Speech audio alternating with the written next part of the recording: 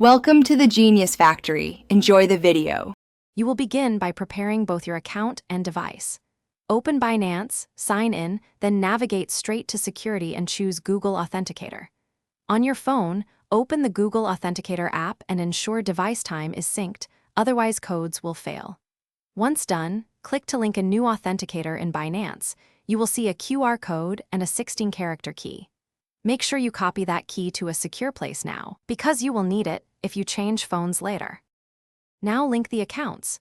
Use the scanner in Google Authenticator to capture Binance's QR code, or tap manual entry and input the 16-character key.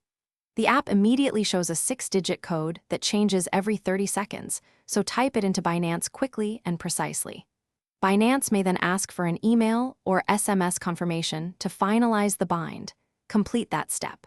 Once verified, Binance will display that Google Authenticator is active. Keep your backup. Finish by saving the 16-character backup key somewhere safe: paper, hardware vault, or encrypted password manager, never plain email.